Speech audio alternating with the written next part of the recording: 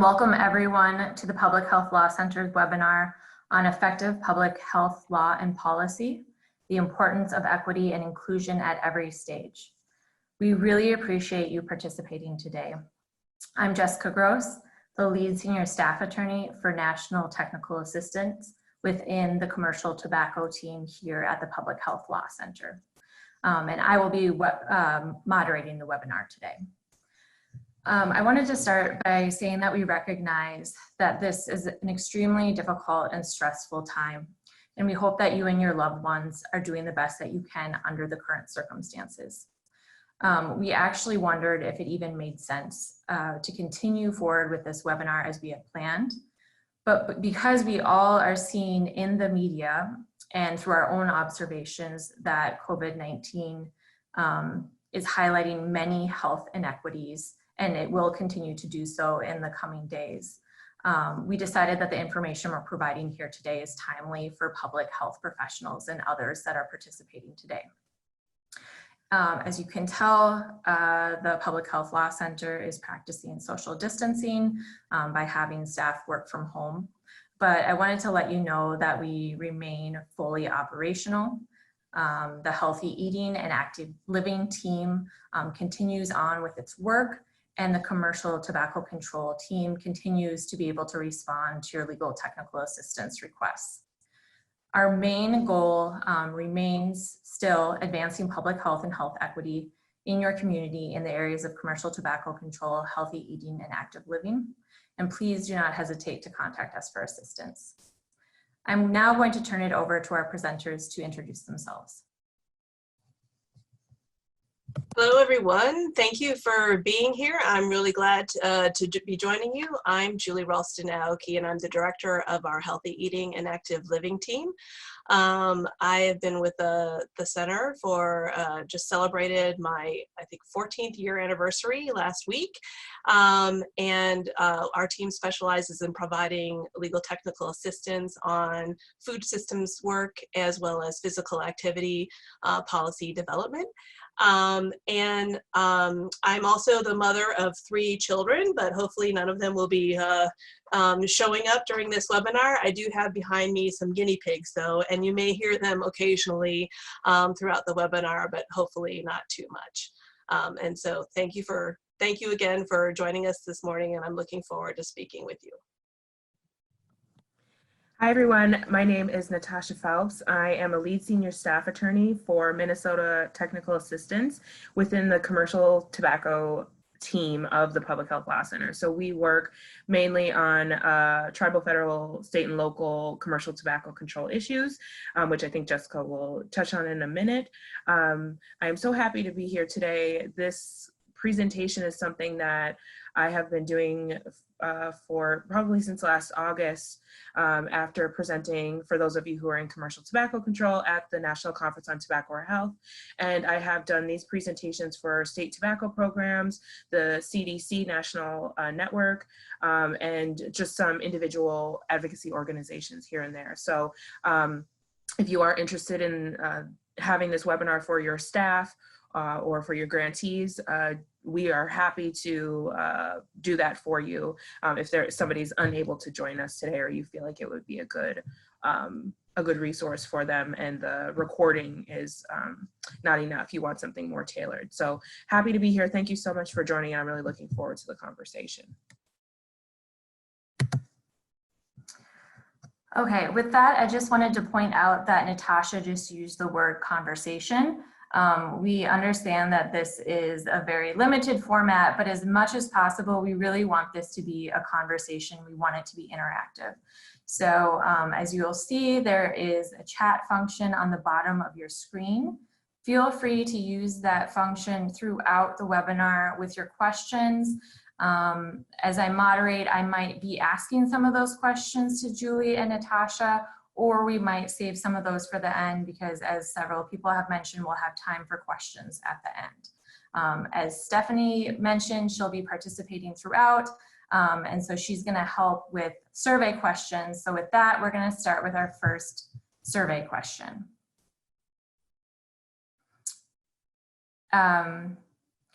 So Our first survey question is, what is your role? That would be very helpful for us to know who we're speaking to today.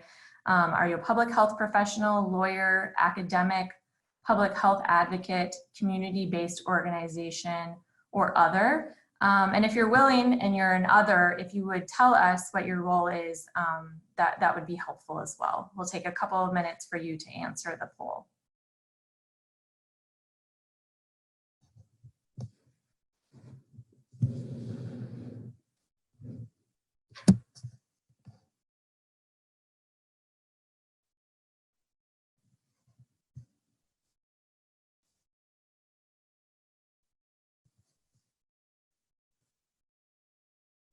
Should I wait for you for the responses, Stephanie? Oh, here we go. So approximately half of you are public health professionals, 22% are lawyers, 3% academics, public health advocates is 7%, community-based organizations 6%, and other is 13%.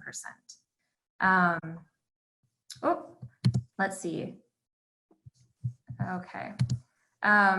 So I would basically now what we'll turn to is today's agenda. Natasha and Julie, could you let us know what it is that we'll be talking about today? Yeah, thanks, thanks, Jessica. Sorry, Stephanie and Jessica. So first, I think it would be a great idea that we get on the same page. I think a lot of people have some of the terms that we're going to be talking about today figured out, or it's possible that some haven't ever heard of the terms that we're going to be talking about today. So we're going to get on the same page on terms and concepts like equity and health equity and the social determinants of health and health disparities. And then we'll do an overview of how effective public health is based in equity. So that's, I think, how we'll kick it off. And then we are going to talk about how public health law and policy is impacted by those specific considerations that are listed there on the slide: social determinants of health, the intent to reduce health disparities, community engagement and involvement, and advancement of protecting of the interests of the people who are most marginalized or vulnerable in communities, as well as cultural competency, and then walk through some specific examples from the work that our commercial tobacco team and our healthy eating and active living team does.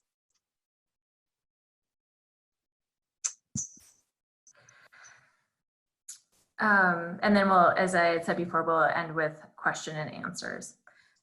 So for those of you that are not familiar with the Public Health Law Center, our mission is health through the power of law and policy. And the center supports communities to design public health law that's grounded in both good science and in good law. It was founded in 2000, and we are usually located at Mitchell-Hamlin Law School in St. Paul, Minnesota, which is within the traditional homelands of the Dakota people.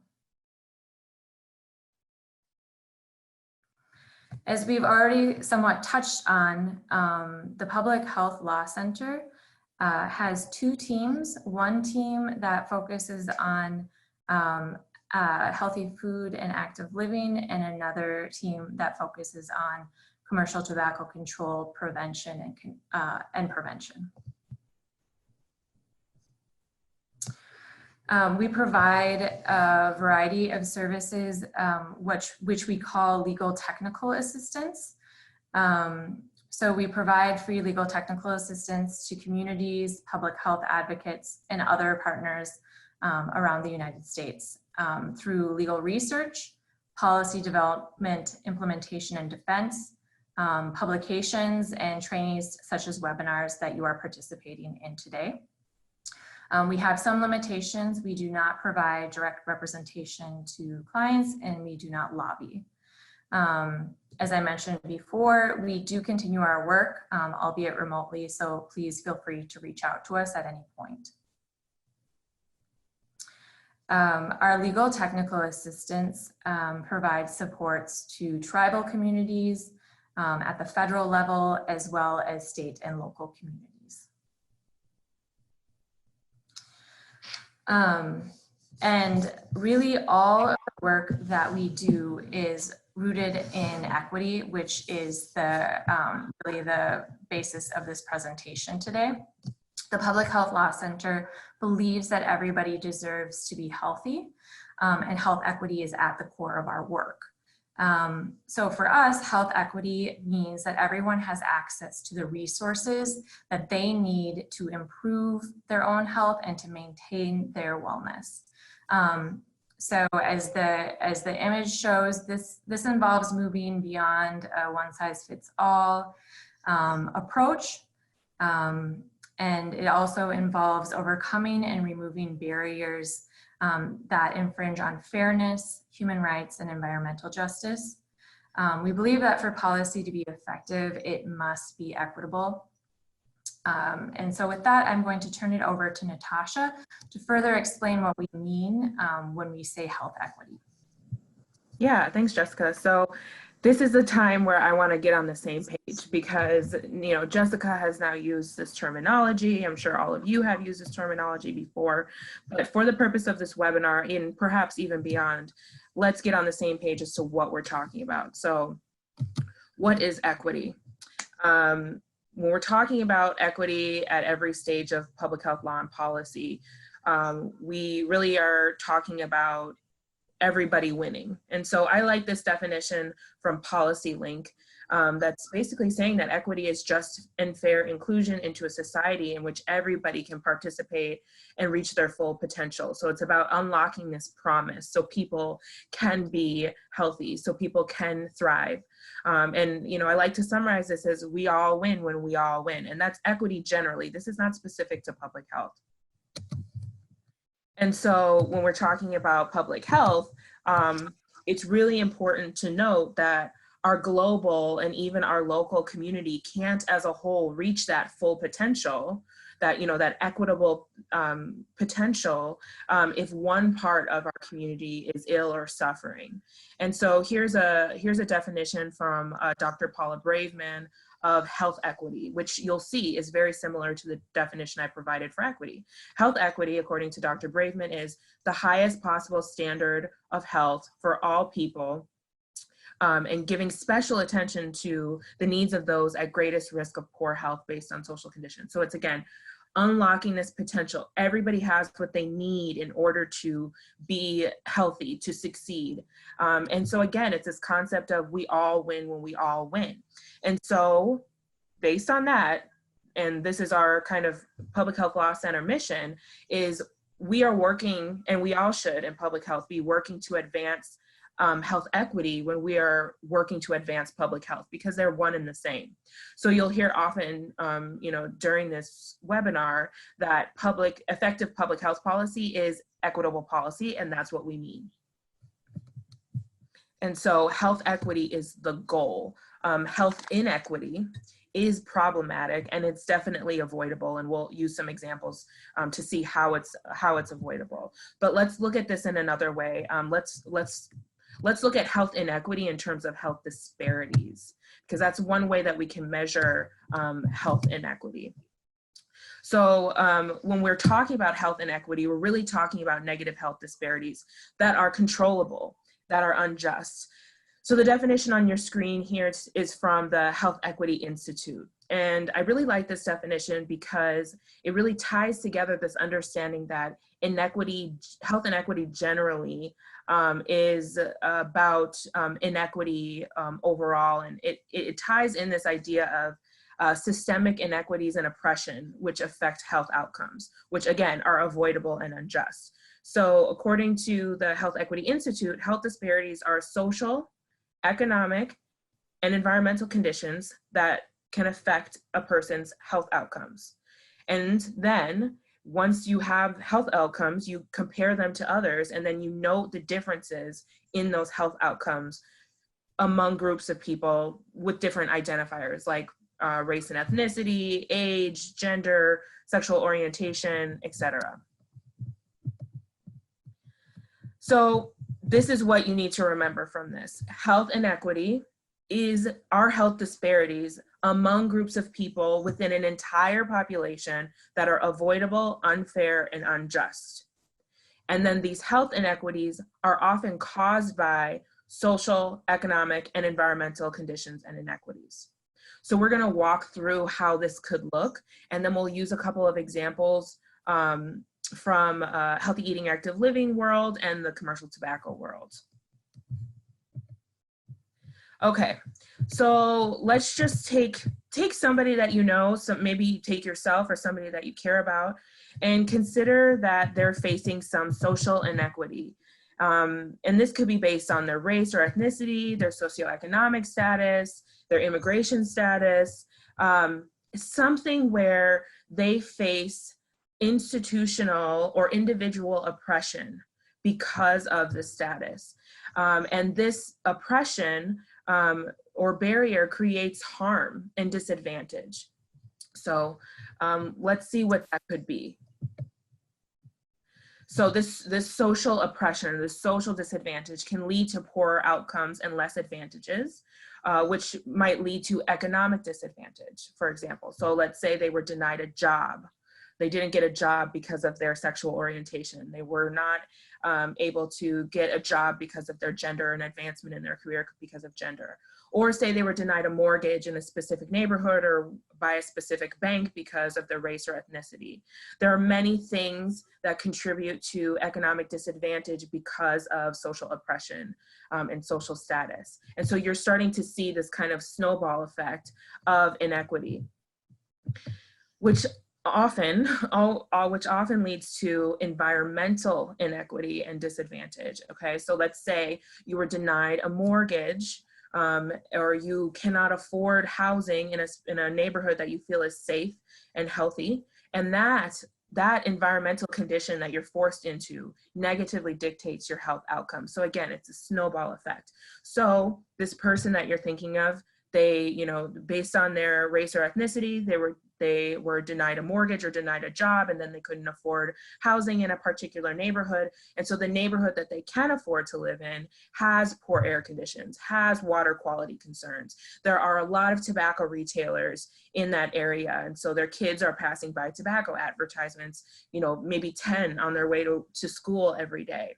There might be increased violence. The stress, the anxiety, and the safety threats are high.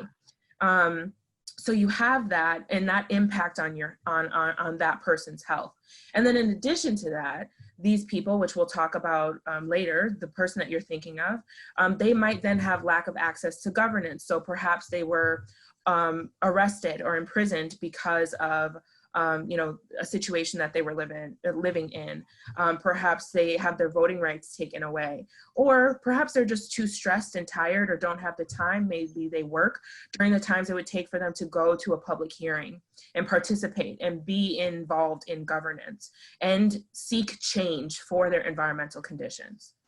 And so it's no wonder where, you know, why we see things like the life expectancy of residents in certain neighborhoods significantly decrease depending on where they live. So for example, if we're talking about New York City, which is highly segregated based on race and ethnicity, a resident in, say, East Harlem has a life expectancy of 71.2 years.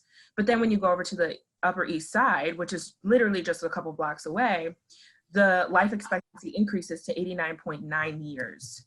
And so we see this play out. Here's a visual of that. This is the average life expectancy of babies born to parents in New Orleans, Louisiana. And so you can see here in the French Quarter, the life expectancy of a baby born in the French Quarter is 55 years compared to even going to up into Gert Town at 71 years. That's a significant disparity in life expectancy based on a variety of factors. And so we see this actually playing out, and it's alarming. And when we are considering what we can do to make this better, we cannot just look in the silo of public health. We have to think about the social, economic, and environmental conditions, because all of that together results in disparate health outcomes or health inequities. So we should pay attention to inequity generally if we are caring to address public health overall. So I'd like to turn it over to Julie because I want to know what your thoughts are about what I've just said, and if you have any kind of terminology that you feel is helpful to work through these issues.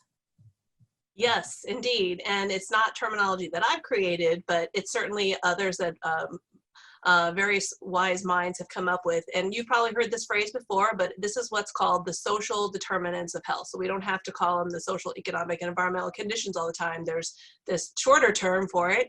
And here's a really helpful graphic from the Kaiser Family Foundation that sort of shows what these social determinants of health look like and provides very specific examples of these different determinants going beyond the broad categories of just what like social, economic, and environmental factors. And so the Healthy People 2020, which is made up of the U.S. Department of Health and Human Services and other federal agencies and public stakeholders, have taken this term and defined it as the conditions like social, economic, and physical conditions, which Natasha just walked us through, in the environments and settings like schools, neighborhoods, regions, and workplaces in which people live, learn, work, play, pray, and age, that affect a wide range of our health functioning, our quality of life outcomes, and the risks, as well as our ability to have social engagement and a sense of security and safety. And of course, these determinants also include racism, discrimination, and bias, which is central to the webinar theme today. And so basically, the social determinants of health explain in part why some people are healthier than others and why some people generally are not as healthy as they could or should be. And we can't forget that all of these things come with a lot of history and context. So it's not just what is happening right now. For example, understanding our healthcare system and and cultural competency in that context from a historical perspective is super important when you're talking about research and identifying solutions or drafting policy and evaluating, for example, in the access to nicotine addiction treatment for Black and Indigenous patients or residents, because there's a really long and painful history there of exploitation, abuse, and poor treatment by the American medical and research system, coupled with continuing systemic racism. And so there's lots of deep and legitimate distrust there. And so those are all things that you have to be mindful of those realities when you're developing policies. Next slide, please.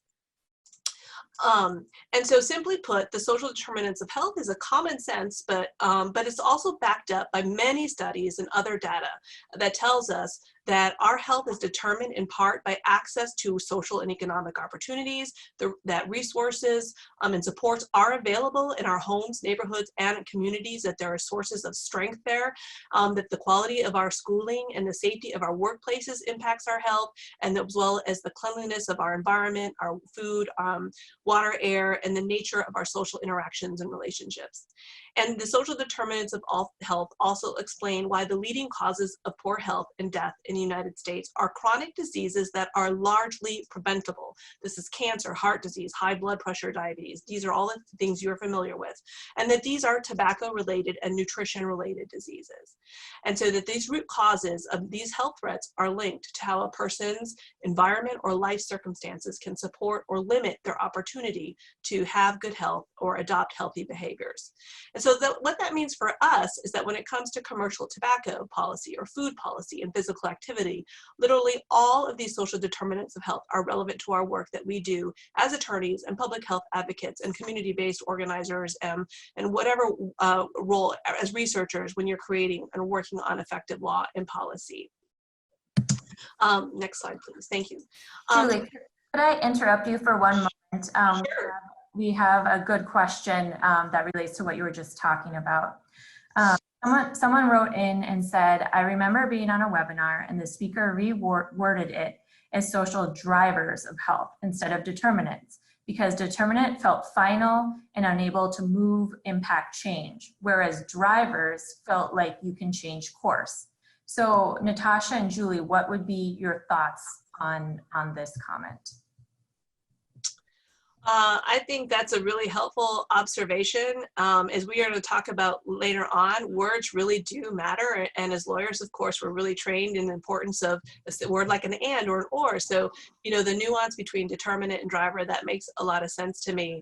I also think that It's important to keep in mind, though, that we, for public health, there's part of the challenge with working with chronic diseases is an emphasis on individuals and personal responsibility, and sort of the idea that the onus is on an individual to improve their health. And I think part of this is recognizing that there are broader things that are shaping and driving people's choices.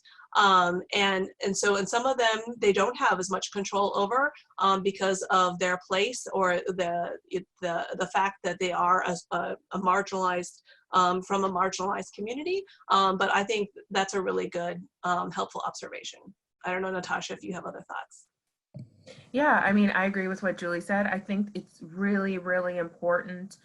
I like the idea of the driver versus determinants in that sometimes all of this can feel really overwhelming because it feels like everything and anything. And so it's hard, especially in public health, when you have limited resources and capacity. Okay, so how am I going to work on all of that? And so this idea that we are able and we can remain hopeful to make things different and change things as change agents. These kind of active terminology like driver, I think it's really important because there are things that we can do, and that's kind of what we're here to talk about today. What can we do in our roles in public health to change things and make things better, or change the direction, like that driver term implies. Yeah, so thank you for that suggestion.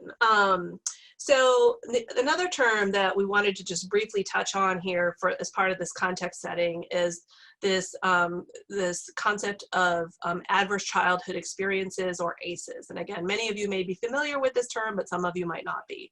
And so ACEs, again, is another kind of sort of common sense idea that is also backed up by data. And that is the idea that experiencing or exposure to very adverse conditions early in life when you're a child can alter your healthy development and increase the likelihood of negative short and long-term health outcomes. It's a term that's used to describe a wide range of abuse, neglect, and other potentially traumatic experiences that a child might live through. And it's been linked to a higher likelihood of engaging in risky behaviors later in life, chronic health conditions, and low life potential and early death. And as the number of ACEs increases, so does the risk of outcomes. Now, how does this function with the social determinants of health? Well, they're intimately intertwined with the social determinants of health. So using the Healthy People 2020 social determinants of health framework, ACEs are social determinants of health in and of themselves, like economic instability, for example, or they intersect with other social determinants of health categories. And now ACEs are common across all populations. Almost 2/3 of the studies participants in the original ACEs study reported at least one adverse childhood experience, and more than 1 in 5 reported 3 or more. But although experiencing ACEs is not uncommon, it doesn't mean that they aren't detrimental to our life outlook. Again, they're strongly related to the development of risk factors for disease and well-being throughout the course of our lives. An even important note for health equity is that some populations are more vulnerable to experience adverse childhood experiences, again, because of the social and economic conditions of their lives. Now, I want to acknowledge that there's growing awareness that the ACEs model has some limits. It does not account for historical or current trauma, for example, and it was based on a very Western or Eurocentric lens. And so Indigenous researchers and workers are working to develop alternative, culturally competent frameworks that are going to be super useful for other types of for other communities as well. But still, the sort of traditional ACEs framework is still a useful model.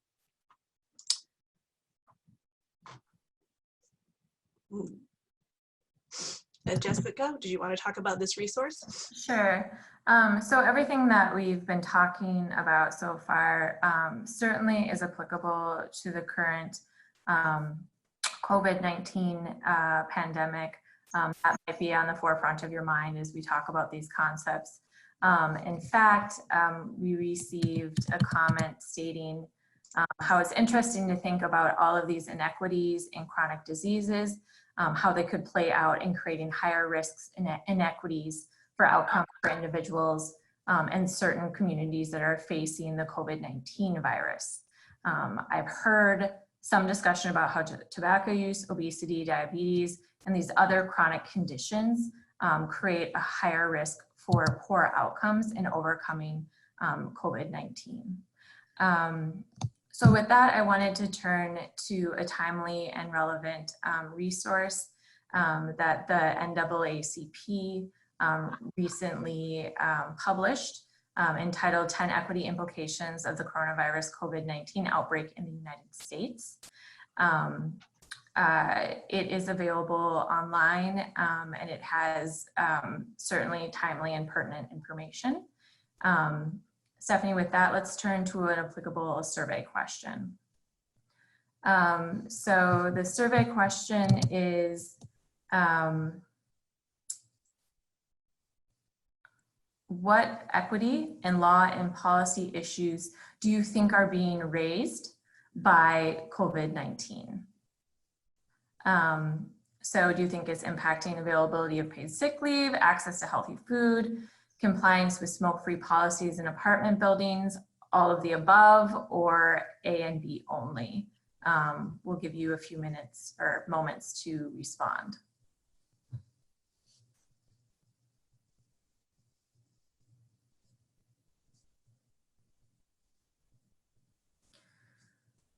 So the answer is all of the above. Really, COVID-19 is having widespread health disparity and health inequity impact in the United States and globally. Turning back to the NAACP resource that recently came out, just to give you one example of a health inequity that they point out. They mentioned the consideration that coronavirus remediation will result in increased exposure to toxic cleaning chemicals from products that are used in households, businesses, schools, and that may harm occupants and cleaners. So this certainly brings up the issue that, for example, the health of low-wage workers might be disproportionately impacted, such as those that are providing custodial services and being more often exposed to those chemicals.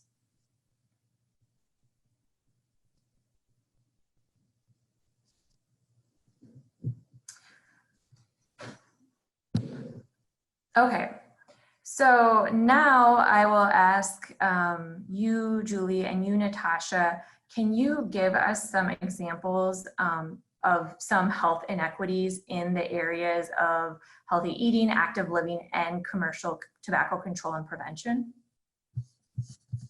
Yeah, so I can go first. What I think I'd like to do is kind of just present some data about commercial tobacco control, and then kind of show you the results of that data after maybe Julie, maybe you'll also share something about some things related to healthy eating, active living policy.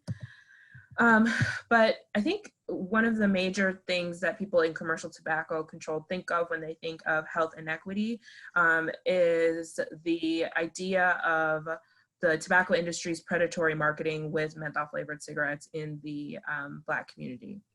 And so here's just some information that will lead us to talk about how that has resulted in health inequity. And along the way, I'll kind of give some information on health inequities. So for example, although Black smokers or African-American smokers usually smoke fewer cigarettes and start smoking at an older age, they still are more likely to die from smoking-related diseases than white smokers.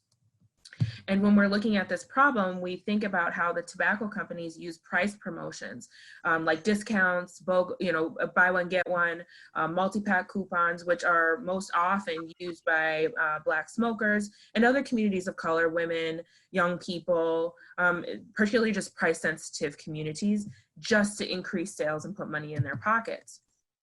We also know that areas with more large racial or ethnic minority populations tend to have more tobacco retailers located within them, which contributes to a greater advertising exposure and access to products. And this in turn affects smoking uptake, brand choice, and use rates.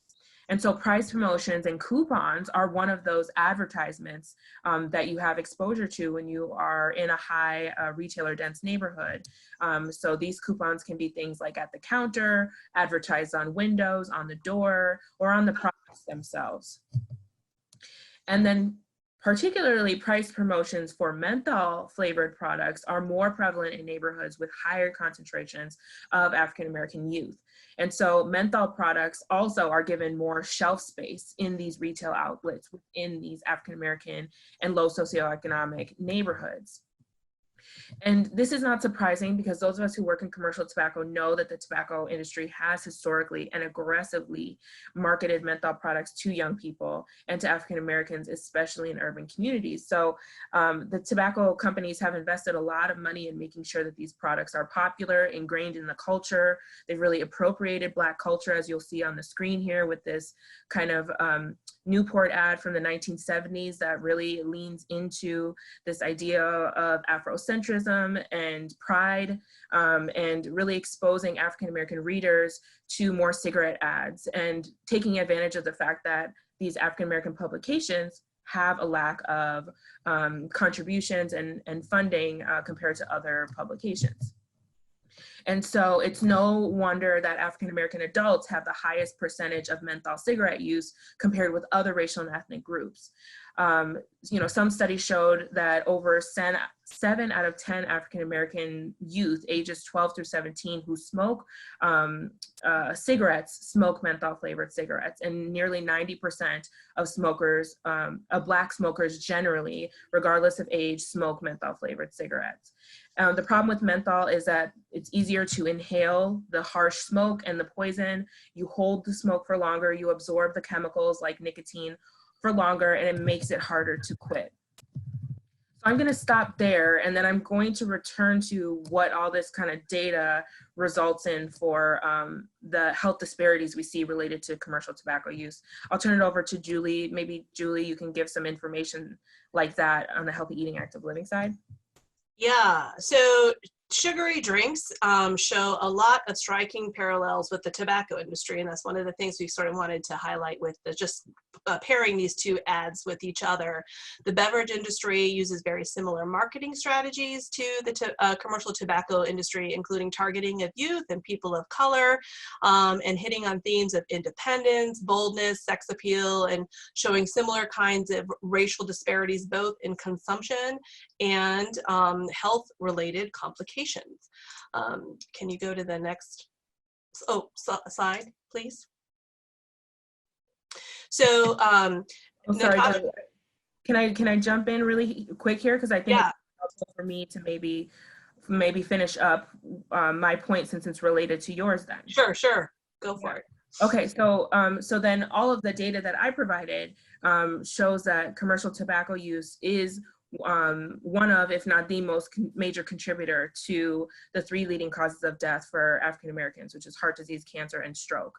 And so the problem is that when you're thinking about commercial tobacco, when you're thinking about menthol flavored cigarettes, this is an equity issue because we're seeing health inequity and health disparities result from commercial tobacco use, in particular menthol flavored cigarettes. And so this is then related to healthy eating, active living, Julie, because here I'm seeing that it's a contributor to these other diseases that have crossover with healthy eating, active living. Absolutely. And so just again, like we have these high rates of disparities in tobacco use across different populations, and in disparities in tobacco related illnesses, which including diabetes.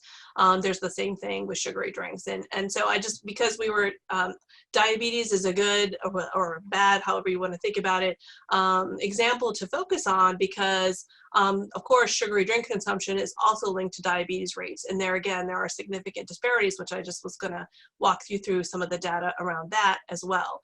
So if you could go to the next slide, please. So very quickly, again, I think a lot of people are very aware of some of the hazards around sugary drinks nowadays compared to when I started, looking at this issue several years ago. But just to level set a bit, like a sugary drink, what I'm talking about is a drink that has added sugar to it. So when that can be any kind of sugar, whether it's high fructose corn syrup or honey or whatever, it's just a caloric sweetener. And the thing about sugary drinks is that while we get a lot of added sugar from a lot of things in our food supply, sugary drinks are the single largest source of added sugar in the US diet. And there's a very solid body of research that shows that they contribute to a host of chronic diseases, including the leading causes of death, such as cancer, heart disease, diabetes, stroke, hypertension, and also metabolic syndrome, which is often a precursor to diabetes, type 2 diabetes, non-alcoholic fatty liver disease, depression, and poor oral health. And so sugary drink consumption has been linked to a 30% increase for people who drink 2 or 3 drinks a day, a 30% increase in developing type 2 diabetes, as well as a 46% increase in risk for metabolic syndrome. And this is compounded by the fact that research has shown that sugary drinks are disproportionately marketed to youth of color. For example, the Red Center at University of Connecticut, the Red Center on Food Policy and Obesity, came out with a report last year showing that African American youth are 2.4 times as likely to see TV ads for sugary drinks compared to white youth, that 8 out of 10 ads seen by Latinx kids on Spanish language television promote fast food, candy, sugary drinks, and snacks. There's other research that shows that in low income African American and Latinx neighborhoods, there is a much higher density of outdoor ads for sugary drinks compared to higher income neighborhoods. Again, that's very similar to the commercial tobacco context. And then studies have looked at how sugary drink companies use many other types of sort of more modern forms of marketing to reach kids, especially youth of color. So one example is the use of celebrity endorsements for sugary drinks, particularly from athletes and entertainments of color. You can think of Beyonce and Cardi B. I'm sure you've seen those ads for Pepsi, or LeBron James and Selena Gomez promoting Coca-Cola. And because what food and beverage companies know, they're targeting Black and Latinx children because these companies consider them to be cultural leaders. Other kids are going to follow what they do. And that might be okay if the foods were healthy, but they're not. And so instead, youth of color are seen as a growth market for these sugary beverages, and the rates of consumption are reflecting this. So Black children consume 3 times as many sugary drinks compared to white children, and 74% of Latinx children had consumed a sugary drink by the time they were 2, which is compared to 45% of white children. And we also have some data showing that there's significantly higher rates of consumption across American Indian and Alaska Native peoples, although the disparity might depend on the region and the tribe. And so because sugary drinks is linked to a higher risk of type 2 diabetes, next slide please, it should come as no surprise that we also have significant disparities in diabetes rates across different population groups in comparison to white groups, as this slide from the CDC reflects. So these racial disparities, in a way, are being built into our food system because they are a result of how our food system works to market and distribute these kinds of products and targeting certain kinds of communities, setting them up for higher risk of poorer health outcomes. So we want to talk about how does this work with the law? Natasha? Yeah, so I mean, that's what we're faced with today. That's what we want to talk about, and we want to be cognizant of the time. We're going to try to get through this portion with some time for questions.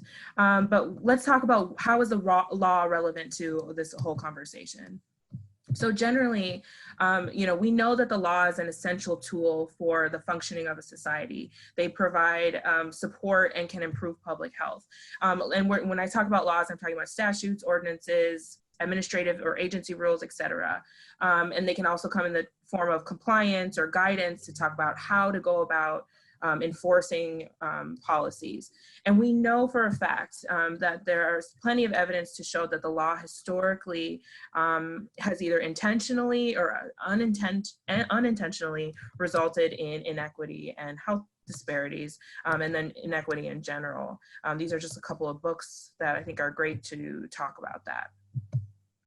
But we know that when it comes to public health, the law is a really important tool, not only when we're talking about access to healthcare and health resources, but also in regulating protections, rights, like the right to breathe clean air, for example, and liberties as well.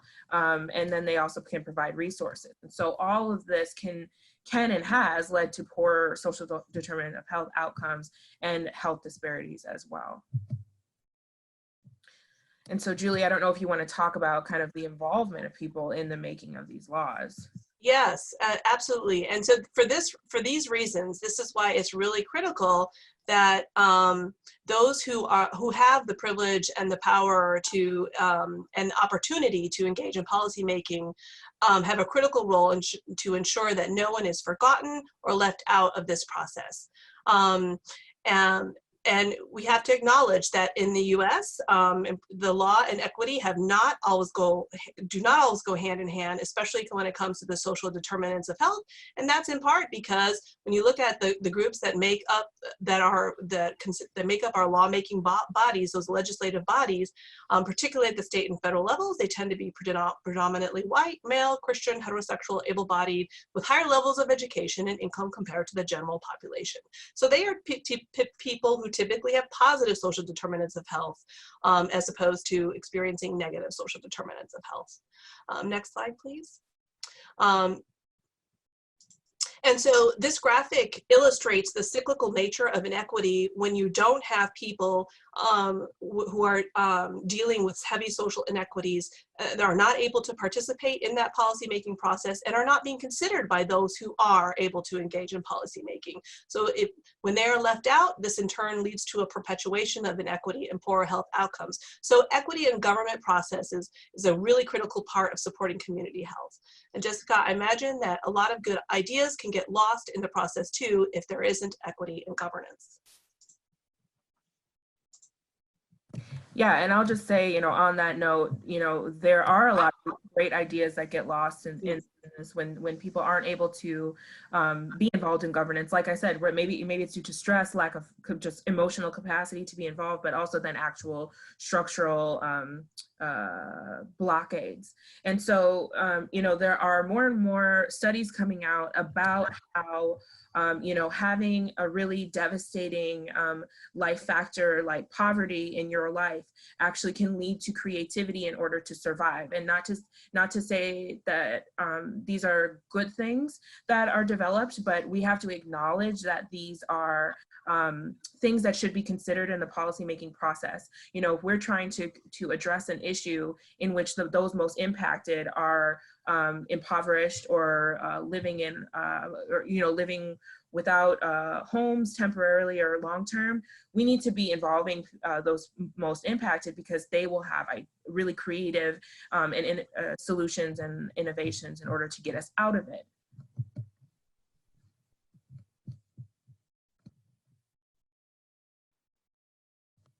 And so I think generally, Julie, would you agree that we shouldn't be doing any further harm at the very least, right? Yes, absolutely.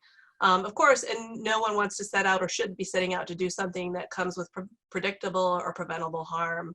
But the fact is, when difficult decisions are being made in real time, it's hard to apply that principle. It can be because estimates of risk and benefit are going to be very uncertain, often, and prone to error and also subjective. And so that's why we need to have high quality research and policy solution identification, drafting, enforcement, and implementation. We need to have that homework done to help coalition members or the people who are working on those laws better understand the balance of risk and benefit for the types of policy solutions that we're recommending. And just like doctors should neither overestimate their capacity to heal or nor underestimate their capacity to harm, the same is true for us who are working on policy development.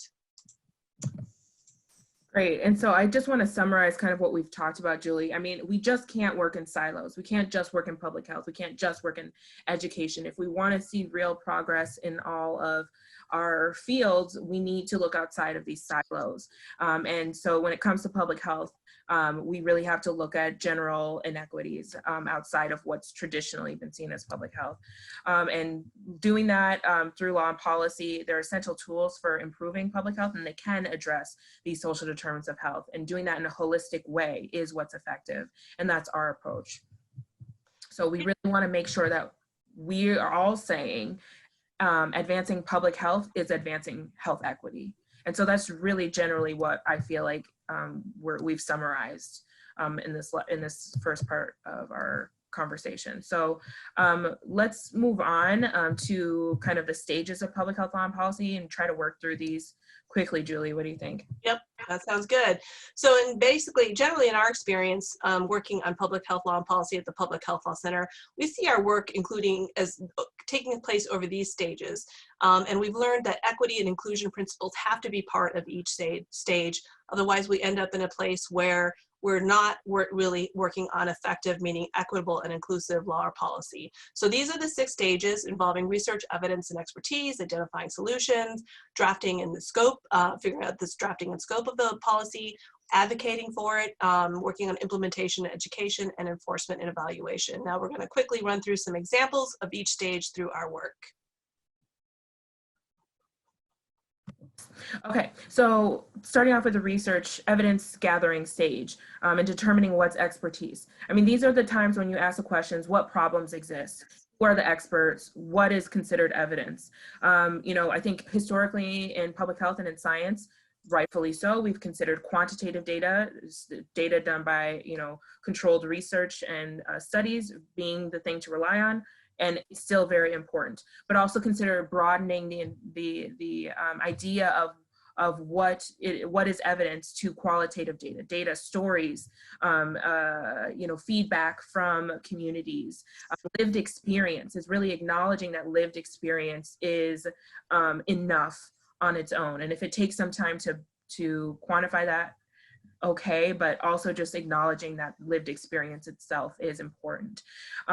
When you're trying to determine what problems exist, ensuring that the resources allow for communities to be involved. Like if you're working on those who are living with short or long-term homelessness, then you really want to make sure that they have the resources to show up and participate in that research. You know, do they have bus fare? Do they feel that they have you know, the ability to show up and feel good at a survey center, for example? So consider giving mini grants for community-based studies on public health issues.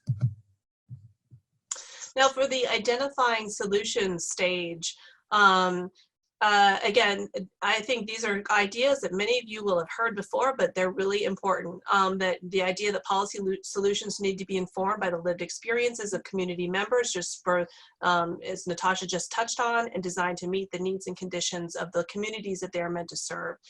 And this is super important, not just so that you have like the ideas are coming from the community, but also because it means is that there's going to be more community buy-in and support for the policy, which means that in turn that people are going to be more likely to become champions or advocates for it and will be willing to follow that policy. In other words, it makes that policy more sustainable. And also policies that are equitable and inclusive are better policies because they both address a targeted need as well as improving the lives of all of us. And just a quick example of that on the next slide, please. So, you know, those of you who work in physical activity, you know, we hear a lot about parks being a great place for physical activity. But when you look at a lot of the data about who uses parks, what we often see is that white people are way overrepresented and people of color are significantly underrepresented. So a few years ago, the Twin Cities Metropolitan Council set out to learn what was behind this and commissioned some focus groups of various community groups, including Hmong, Latinx, African immigrant, and African American, to gather information about what they value in a park and what they see as barriers to using parks. And as you see from these tables, the top table is what they value, the bottom table is what they saw as barriers, and you can see that focusing on those barriers, if you improving any of these barriers would not only improve the park experience for that specific community segment, but it would also improve it for nearly everyone. So improving these barriers are goals that nearly everyone could embrace. And this is an example of that sort of idea of targeted universalism. Natasha, moving it Great. over to Yeah, smoke and I tobacco. think that's such a good point. Focusing on those most impacted will, really address things for everyone. And just moving into the scope and drafting stage, this is normally when we come in as public health attorneys. I mean, we were involved in other stages as well, but, just so you know, from my perspective, it's really important, obviously, generally to have clear policy, but it's during this stage where you're really determining what the scope of the policy is. So it's important, again, to think about the language that's used, because words really matter, and you really want to ensure that you're communicating that the language of the policy is rooted in advancing equity. And I think this really comes into play when we're talking about penalties in public health law and policy. Something that has come up a lot in the commercial tobacco world are these penalties against underage purchasers, users, and possessors of commercial tobacco products. And that has significant effects and unintended consequences on these youth and the public health in general. For example, suspension and expulsion or criminal penalties against young people not only contribute to mass incarceration in the school to prison pipeline, but also can be detrimental in other social, economic, and environmental ways. Again, refer back to what we were talking about earlier.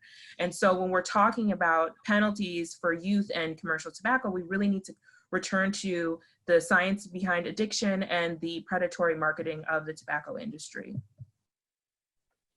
Yes. To note is just you could consider being gender inclusive and culturally competent in your language. Yeah, and these are some good resources that from the Great Lakes Intertribal Epicenter on sacred tobacco and the importance of making sure that any tobacco control policies, if you're in a region with, say, tribes where sacred tobacco is important for ceremonial purposes, that's included, that idea is acknowledged in any kind of law or policy. And then with childcare licensing, we've been doing a lot of work looking at how childcare licensing policies and regulations do or do not really take into account the culture of children who are being served, as well as the cultures and backgrounds of the providers who are trying to provide this very, as we know, like right now, this is a huge crisis, childcare access in COVID-19 situation, but even beyond that. And so making sure that there's good support for providers from different backgrounds who may not be native English speakers, for example, or who are from immigrant communities, that they are supported and able to serve and provide this important service to communities. And then once we reach the advocacy stage where we have the policy, we have the law that we want to push, ensuring that those advocates who have negotiation power are either representing marginalized groups, or they are ensuring equitable law and policy. That's a commitment that they're there and committed to, that's happening. I think we're going to skip the survey questions, Stephanie. I just don't feel like we have enough time. But I think it's important for all of us who work in the advocacy realm to be very clear from the beginning of what the deal breakers are, because at this point in the law and policy process, you're making judgment calls. And who is making the judgment call? Who is deciding what the deal breakers are? Is anything better than nothing? I would think some groups who are most impacted might answer no. And some groups that maybe aren't as impacted or just really are wanting a win, they might say yes. So it just requires a conversation. There's no right answer necessarily if everybody's involved in the process. Yeah, and let's go ahead to the implementation advocacy part too.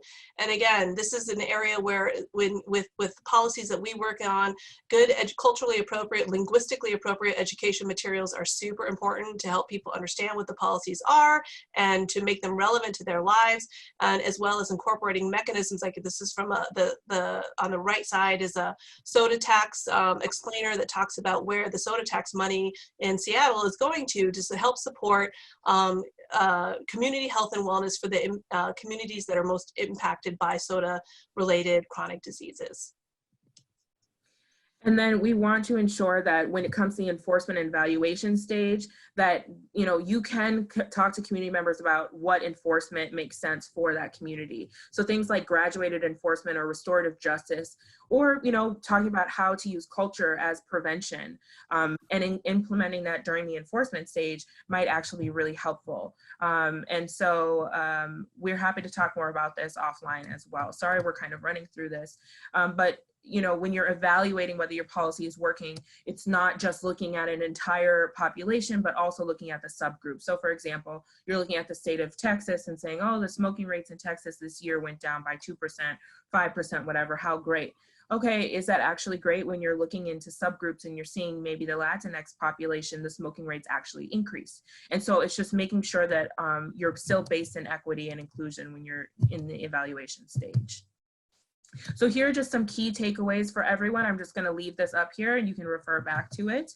And Jessica, I'll hand it back over to you to kind of wrap things up. Sure, I just wanted to bring to your attention a pertinent resource we have on our website called Focusing on Equity and Inclusion. You can find information regarding that there, as well as a wealth of other resources. Unfortunately, we don't have time for questions today. We are mindful of the questions that you submitted to us, and we'll do our best to respond offline. Additionally, if you have other questions, Stephanie will pull up the contact information so that you can submit questions to us in the future. But in the interest of time, I just want to thank Julie and Natasha for this incredibly timely and informative information. And I want to say to everyone who is participating that we wish you well and are thinking of you and your loved ones. Thank you.